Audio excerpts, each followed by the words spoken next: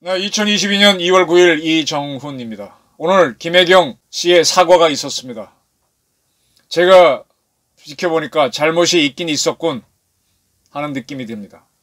오늘의 부제는 남편은 부패지옥 청렴 천국을 주문처럼 외쳤다는데 이렇게 달았습니다. 이재명 후보의 부인 김혜경 씨가 공무원을 개인 비서처럼 쓴 것, 심부름시킨 것, 법인카드의 사적 유용에 대해서 저희 부족함으로 생긴 일들에 대해 다시 한번 죄송한 말씀을 드린다라고 사과를 했습니다. 다 많은 분들이 TV를 통해서 보셨을 테니까요. 핵심은 이거죠. 공직자의 배우자로서 져야 할 책임은 마땅히 지겠다. 수사와 감사를 통해 진실이 밝혀질 수 있도록 최선을 다하겠다. 수사와 감사를 통해 진실이 밝혀질 수 있도록 최선을 다하겠다. 네.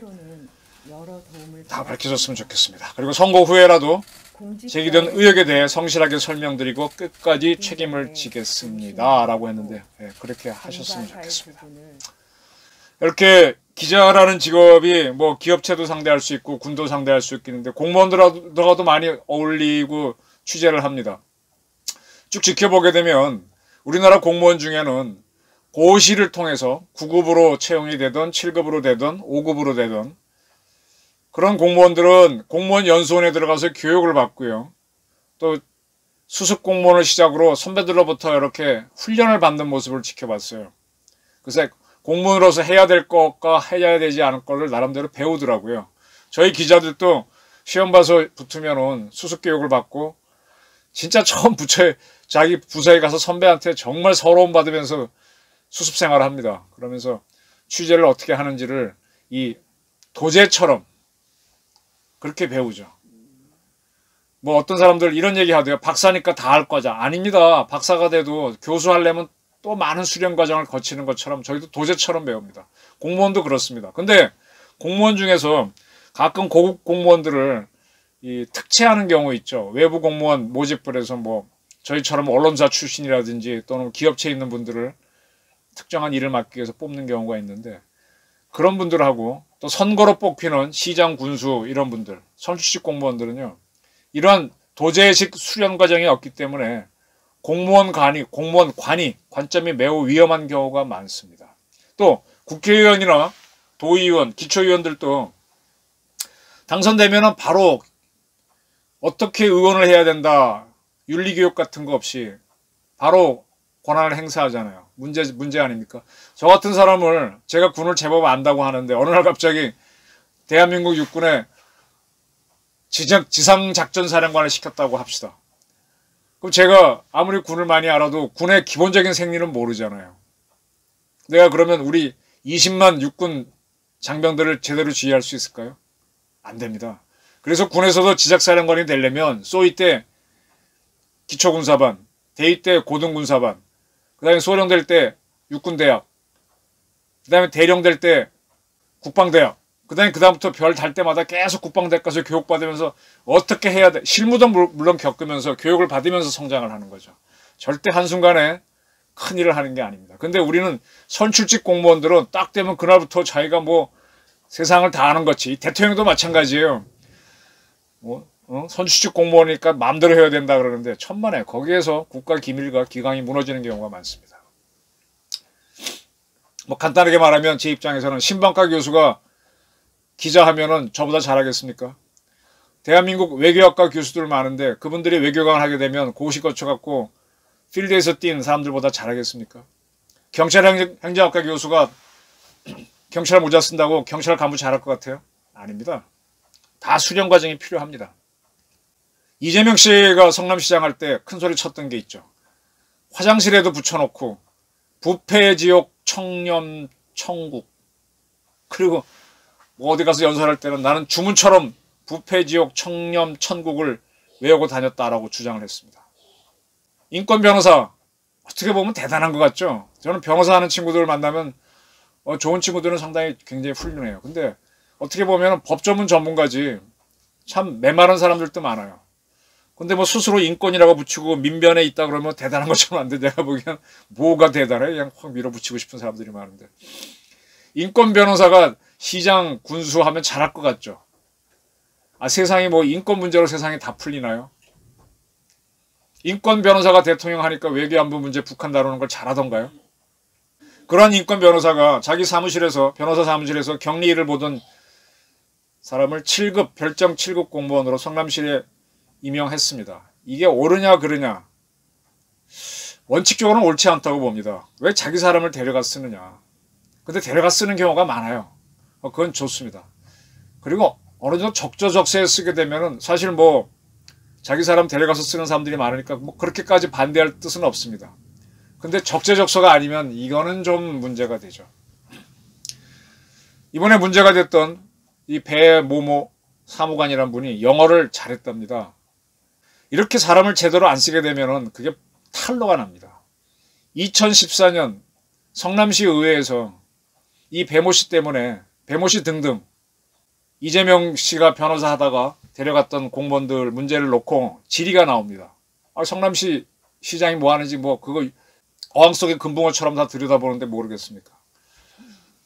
무슨 내용인가 하면은 박완정 의원하고 비서실장인 윤기천 씨가 주고받는 문답인데 여기서 박완정 의원이 묻습니다. 그 이재명 시장 의전 수행으로 돼 있는 별정 6급 정 누구누구 배 씨는 여자분이죠 하고 묻습니다. 그리고 이제 그 사람들의 쭉 하면서 이런 질문이 나옵니다. 별정 6급이 그 지금 이재명 씨 측근으로 알려져 있는 정진상 씨입니다. 정진상 비서관은 의전 수행으로 되어 있지만 뭐 이거 이제 비서실장이 답변하는 겁니다. 그분은 공식적으로 수행을 하지 않고 백종선 비서관하고 정재영 비서관이 공식 수행원으로 되어 있습니다. 그리고 저도 수행할 때가 있고 또 안 할 때도 있습니다. 그러니까 박완정 의원이 묻습니다. 그리고 배 동그라미 또무리 씨가 있잖아요. 그분은 사모님이 공식적으로 시장님 대신 갈 때 사모님 수행하는 친구죠? 하고 묻습니다. 다 안다는 얘기죠. 그러니까 이제 비서실장이 당황해갖고 아니 전부 가는 게 아니고 뭐 어쩌고 저쩌고 하니까 하여간 사모님 수행하는 사람 맞잖아요. 우리가 늘 행사장에서 보는데 무슨 딴소리 하세요. 그러니까 공식적으로 가는 건 아닙니다. 이렇게 합니다. 자, 그럼 벌써 이때 배모 씨가 사모님 공식 수행하는 비서관 역할을 한 게 2014년 성남시 의회에서 지적이 나왔습니다. 근데 넘어가죠. 참 이런 거 보면 운이 좋은 거라고 할 수 있는데. 근데 사실은 이때 이렇게 탁 했을 때 알아듣고 조심했어야죠. 또 이런 성남시 의회에서 이런 논전이 또 벌어집니다. 안전기획국장 윤학상 씨가 답변을 하고 이기인 의원이 질문하는 대목입니다. 이기인 의원이 질문합니다. 해외 홍보라고 하는 중요한 업무가 있는데 설명해 주시죠. 그랬더니 그중에 나오는 답변이 안전행정기획국장이 의전팀에 있는 배 공공직원은 영어 회화 능력이 탁월해요. 영어 회화 능력이 탁월하니까 의전팀에 있으면서 우리시가 해외 국제 자매 결혼 맺은 도시가 8개 있습니다. 어쩌고 저쩌고 하면서 그걸 담당한다는 겁니다. 그리고 또 이런 얘기도 해요. 통역도 할 수 있는 능력이 있고요. 영어 회화 능력이 탁월합니다. 그래서 아무래도 의전팀에 있다 보니까 외국인들이 많이 오시거든요. 그런 업무를 수행하고 있습니다. 어쩌고 저쩌고 합니다. 이 배공공 나중에 이제 경기도에 가서 사무관까지 하는데 이분이 영어 회화에 탁월했답니다. 그리고 그때 이미 사모님 모시는 게 문제가 됐었는데 넘어갔던 거죠. 어떻습니까? 과연 그때 이재명 씨가 외쳤던 게 부패 지옥 청렴 정국 천국이라는데 그 이때 드러나지 않은 거는 법인카드로 소고기 사 먹고 샌드위치 사 먹고 한 건 드러나지 않았던 거죠. 제가 이제 공무원들을 패턴을 살펴보니까 공무원들이요 한 7급만 돼도 권한이 세요. 예산을 주물럭거리기 때문에. 그래서 그런 친구들하고 잘 지내서 어떤 거라도 하나 받으면은 몇 사람이 먹고 살 수 있습니다. 그래서 공무원들한테 많이 대접을 하고 그러는데 그럼 부패가 생기죠. 그래서 공무원들은 반드시 부정부패한지 살펴봐야 됩니다. 그래서 공무원 조직에는 모든 부처에는 그 스스로 거기에 감사기관이 있습니다. 그거 말고도 외부 감사, 감사원 감사도 있고 뭐 상급 부처 감사도 있어요. 감사가 참 많아요. 그리고 또 비밀 감사가 붙는데 그게 뭔가 하면 경찰 정보팀하고 국정원, 지금은 못하지만 국정원 국내 파트가 보안을 체크를 이유로 감사를 합니다. 그래서 대체로 보게 되면은 공무원 자체 내의 감사 파트하고 경찰 정보 파트하고 그 다음에 국정원의 국내 파트 세 개가 경쟁을 합니다. 공무원 감사 파트가 밝혀내지 못한 거를 경찰 정보 파트나 국정원 국내 파트가 밝혀내면 두 기관은 굉장히 기분 좋아하죠.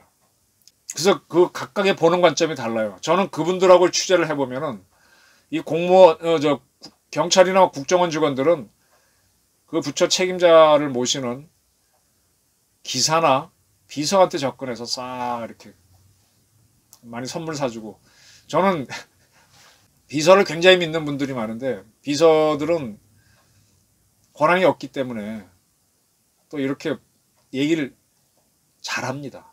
정보가 잘 셉니다. 그래서 이렇게 모아가지고 자체 감사가 있는 그간이 모르는 거를 위에 보고해서 비리를 밝혀내면 그러한 정보관들은 이제 승진도 하기 때문에 열심히 합니다. 그리고 또 저희 같은 언론이 들어가서 또 이렇게 체크하죠. 이렇게 들어가게 되면 이 중에 제일 무서운 게 뭔가 하면 국정원 활동이에요. 경찰도 무섭고요. 이거를 공무원 생활을 경험하지 않고 이런 선출직 들어간 사람들은 뭘로 느끼느냐? 국정원이 자기를 사찰한다고 느낍니다. 이게 2014년에 JTBC가 이재명 성남시장을 인터뷰했던 건데 이재명 씨를 국정원이 사찰했다. 치밀하게 준비해서 사찰했다. 뭐 그런 내용이에요. 자기 인권 변호사 출신이니까 사찰당했다는 건데 그래서 사찰하는 것도 있겠지만 다른 것 때문에 사찰할 수도 있고 이 사람들은 이렇게 주장합니다. 항상 국정을 다룬 사람들한테는 뇌물이 들어오고 또 거기 정보가 새나가고 또 그런 사람들은 자기 권한을 이용해서 진급권을 인사권 쥐고 있으니까 누구를 종처럼 부릴 수 있게 됩니다. 이거는 일반 기업에도 있어요. 저희 동아일보도 있었고 다 있습니다. 근데 그걸 감시하는 사람이 있어야 되는 거죠. 그래서 항상 이렇게 권력은 체크 앤 밸런스를 잡아야 됩니다. 분할 통치를 하고 그래야 됩니다. 이건 전적으로 맡기면 안 됩니다. 그래서 이 문재인 정권이 오랜만에 좌파들이 정권을 잡으니까 뭐부터 없앴습니까? 국정원 국내 파트부터 없앴죠. 그러니까 이게 수상한 거예요. 전 국정원이 국내 파트 안 해도 된다는 저는 입장이지만은 사실 내락은 자기들이 불편하기 때문에 자기들 하는 걸 이 친구들은 간첩 뒤지니까 더 잘 찾거든요. 요즘이 어떤 세상인가 하면요. 그 전에 모 제약회사 대표가 갑질을 했다 그래서 운전기사가 녹음해서 폭로했었습니다. 아주 망신을 당했고 모 신문사 가정집에서는 고용되어 있던 분이 그 아이가 갑질을 한다고 해서 폭로한 적도 있습니다. 이제 그런 분들은 어쨌든 그 고용주로부터 봉급을 받는 사람인데도 인권 모욕을 당하거나 그러면 갑질이라고 폭로를 합니다. 그럼 공무원 세계에서는 우리 사모님이 봉급 준 거 아니잖아요. 정부 돈 받았는데 그런 사람들을 자기 마음대로 부리고 하게 되면 문제가 안 됩니까? 반드시 문제가 됩니다. 근데 이 사모님이 법카를 쓰신 거는 이건 빼박도 못하죠. 근데 법카를 쓴 거는 왜 쓴 거예요? 자기 남편이 시장이기 때문에 쓴 거죠. 그럼 이건 누가 책임져야 돼요? 시장이 책임져야죠. 그 때문에 이재명 후보는 벌써 2번 사과를 했습니다. 김혜경 씨만 사과한 게 아니라.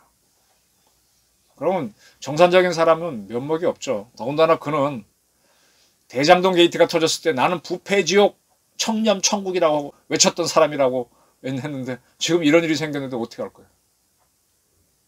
지금 이 문재인 정권이 국정원 국내 파트를 없앴고 경찰의 정보활동을 줄이기 위해서 경찰을 둘러 쪼갰잖아요. 국가수사본부, 국가경찰로 가고 나머지 경찰은 지방자치단체장이 통제할 수 있는 자치경찰로 만들려고 했지 않습니까?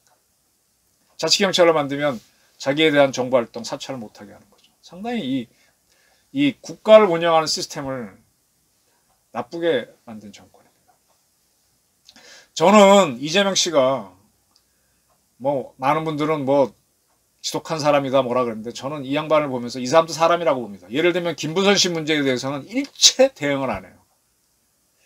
이 김부선 씨가 이재명 씨를 비난하기 위해서 윤석열 씨가 출마한다고 했을 때 이 김부선 씨가 10만 원인가 후원한다고 이렇게 탁 밝혔잖아요. 뭐 어떠한 식으로 건드려도 일체 대응 안 해요. 그러면 이재명 씨도 마음이 여린 사람이라는 뜻이에요. 그리고 본인도 어떨 때 보면 엉엉 우는 거 보면 저랑 똑같은 사람입니다. 지금 이렇게 부인 문제 터지고 아들 문제 터진 것에 대해서 이 사람이 그때 대장동 문제 갖고 두 사람이 이미 목숨을 또 한 사람 이병철 씨가 또 어떻게 변사하고 이랬는데 마음이 절대 안 편합니다. 정상적이라면은 나는 공직 후보 사퇴하겠습니다라고 하는 게 맞습니다. 아마 하고 싶을 겁니다. 무지하게 하고 싶을 겁니다. 이게 뭡니까? 다 홀랑 벗겨지고 지금까지 쌓았던 자기 명성 다 허물어지고 이게 뭡니까 진짜. 자칫하면 가족이 이미 뭐 형수하고 틀어졌고 뭐 어떻게 할 수가 없잖아요. 이보다 더 나쁜 이제 대통령 되면 좋아요. 이렇게 해서. 근데 저는 이재명 씨는 사퇴할래 해도 사퇴 못할 거라고 봅니다. 왜? 민주당이 딱 틀어막고 있어요. 어제인가 그젠가 설명했는데 이번에 선거관리위원회에서 정부가 보존할 수 있는 돈을 15%만 이상 득표하면 513억이라고 한정 지었습니다. 513억까지는 이번 선거에서 민주당은 쓸 수 있어요. 쓰면은 정부가 보존해 줍니다. 단 이재명 씨가 15% 이상 득표를 해야죠. 떨어져도 상관없고요. 어제 그저께는 제가 미처 설명 못했는데 양당 모두 이번에 아마 국민펀드를 조성할 겁니다. 일단은 자기 돈을 쓰고 받는 건데 자기 돈이 없으니까 국민들한테 빌리는 겁니다. 그걸 국민펀드, 담쟁이 펀드 뭐 이름은 짓기 나름이에요. 국민펀드를 빌리는데 200억, 300억 빌릴 겁니다. 그 다음에 선거 끝나면 이자 얼마로 주니까 이건 때릴 가능성이 없는 거거든요. 이재명, 윤석열 이런 사람들이 15% 이하 못 받을 리는 없으니까 국민들이 참여할 겁니다. 그러면 재미도 있고 이자율도 받고 그럼 이렇게 해서 미리 국민 돈을 빌려서 씁니다. 그리고 나중에 정부한테 돌려받아서 메우면 되는데 아마 이때 야료가 있을 겁니다. 지금 정치판을 쭉 보니까 홍보물 여러 번 이제 좀 있으면은 중앙선관위부터 해갖고 각 후보 홍보물을 받을 겁니다. 그거 지금 한참 발주하고 있거든요. 그냥 플래카드 찍고 있고 차량들 트럭 해갖고 선거운동 하려고 또 이제 자원봉사자 이런 사람들 조직 쫙 만들고 있는데 일단 그 사람 돈을 줘야 될 텐데 그 돈은 국민펀드로 하는 걸로 줄 겁니다. 근데 여기서 조금 남겨 먹을 수 있어요. 무슨 얘기냐? 각 정당이 돈 벌 수 있는 기회가 이때가 대목이라는 얘기입니다. 이 선거 때가 아니면 돈을 못 벌어요. 개인적으로 은밀히 버는 거는 자기가 공천권을 갖고 있을 때. 이거 대선 끝나면 6월 1일 날 지방선거 있죠. 이럴 때 출마하고 싶은 사람들한테 뭐 어떻게 몰래 받는 게가 이게 정당 실력자가 돈 버는 방법이잖아요. 그리고 이렇게 하는 방법. 이 중요한 대목인데 이재명 씨가 사퇴하면은 이게 날아가는데 되겠어요? 이재명 씨는 사퇴 못합니다. 그래서 이제 적당히는 막아주지만은 선거에서 지면은 본인은 안 나가려고 그래도 아마 출당 조치할 수도 있어요. 이재명 씨는 그때는 살기 위해서 내가 대선 후보였는데 왜 날 이러냐 하는데 이 저쪽에서는 너무 당신 때문에 우리 이미지 나빠졌다고 나가라고 하는 그런 사태가 벌어질 수 있습니다. 정치는 냉정합니다. 지금은 이재명, 김혜경 씨가 이번에 사과하니까 뭐 무슨 여성 대변인은 울었다 그러는데 선거에서 패하고 이재명 씨는 물론이고 김혜경 씨도 횡령 혐의로 수사를 받게 되고 그거로 국민 여론이 나빠지면 출당 조치시킬 때 과연 이번에 울었던 그 여성 대변인이 울어줄지 한번 봐야 됩니다. 지금은 그냥 꾸역꾸역 갑니다. 그러니까 이게 죽을 맛이라는 겁니다. 지금 김혜경 씨는 사과를 하면서 이 사과가 어떤 의미가 앞으로 담겨있는지 정확하게 모르시는 것 같던데 대장동 게이트 이제 이 횡령 문제로 그 다음에 법카를 쓴 배임 문제로 시작돼갖고 하다 보면 대장동 문제 수사하게 되고 또 아들 도박 문제 수사하게 되고 초토화되는 거죠. 여기에 속으면 안 됩니다. 김어준 씨라고 있죠. 지난 3일날 이런 얘기를 했네요. 김혜경 씨한테 황제 의전한 그런 표현들이 있으니까 저도 황제 의전하길래 무슨 일인가 들여다봤다. 지금까지 나온 기사를 보니 5급 사무관이 7급 주무관에게 약 처방, 배달을 시켰다는 게 요지다. 이렇게 김어준 씨는 얘기합니다. 그런데 보도를 보니까 김혜경 씨가 그 일을 직접 시켰다는 내용은 없다. 김혜경 씨가 김혜경 씨는 자신이 부를 수 없는 공무원에게 사적인 심부름을 시켰다는 것인 줄 알았는데 그게 아니더라. 5급이 7급한테 시킨 거다. 이렇게 얘기했어요. 아, 어떻게 보면 맞는 말이고 어떻게 보면 궤변인데 이런 궤변이 자꾸 나올수록 이재명 씨는 점점 곤란해집니다. 지금은 이재명으로 뭉쳐야 되니까 이런 얘기가 나오지만 이게 불행입니다. 이제 지난 연말에 김건희 씨가 사과한 거가 가물가물한데 기억이 나십니까? 근데 그때 제가 하도 사건이 많아서 다 기억을 못하는데 김건희 씨가 검사나 검찰총장 또는 서울중앙지검장의 부인으로서 법인카드를 사용해서 횡령했다라는 게 있었던가요? 어떻게 보면 돈은 김건희 씨가 남편보다 많았죠. 요즘 아이들이 그러더라고요. 내 돈 내 산이라고. 내 돈 주고 내가 산 거니까 내 거라고. 김건희 씨에게 가만히 보게 되면 내 돈 내 산을 주로 얘기했어요. 그리고 자기 사업을 하는 과정에서 조금 뭐 과장인지 뭔지 있었대. 그거 시비. 근데 그 과장은 제가 봤을 때는 누구나 할 수 있는 거다라는 거죠. 정치인이 아니니까 시비를 거는 거고. 극명하게 좀 비교가 됩니다. 물론 저랑 다른 판단하는 분들도 있겠지만. 그래서 지금 이재명 씨하고 부인이 하는 걸 쭉 보면은 아이고 이거 하는 건 억지다. 갈수록 추해진다. 그런 겁니다. 지금 제가 궁금한 거는요. 호남 분들을 쭉 지켜보실 겁니다. 호남 분들이 좌파의 인질이 아니라면 다 옳은 판단을 내린다면 입맛을 다실 수밖에 없을 거예요. 저는 호남에서 이재명 지지율이 60% 이하로 떨어지면 끝이다. 50% 이하 떨어지면 참패다. 어떤 분은 뭐 40% 이하까지 안 내려가겠나 싶은데 그 정도 되게 되면 이제 우리나라에선 좌파가 서기 어려워지죠. 저는 호남에서 이재명 씨에 대한 지지율이 전국 평균하고 비슷하게 나오는 순간 대한민국은 좌파가 더 이상 호남을 인질로 못 잡는다고 봅니다. 이재명 씨가 호남 사람도 아니거든요. 아마 그 문제까지 호남이 좌파의 인질로 된 그래서 좌파들이 지금까지 뛸 수 있었는데 그거마저도 이번에 무너뜨리는 게 아닌가. 무너지면 좋죠. 좌파들 이 주사파 그것들이 다 그래서 먹고 살았는데 그건 아니죠. 지금 이재명 씨는 개인적으로 오도 가도 못하고 이러지도 못하고 양곤만입니다. 정말 인권 변호사인 척 안 하고 인권 변호사를 주장했으니 부패 지옥 청렴 전국을 주장했는데 그게 이렇게 부메랑 돼서 날아올 줄 어떻게 알았습니까?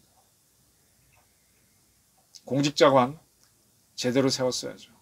그리고 그런 공직자관을 갖고 누구를 비판했어야죠. 자기 건 드러나지 않고 남과만 보니까 마음대로 목소리 높였는데 이제 하나씩 드러나니까 이제 점점 더 드러날 겁니다.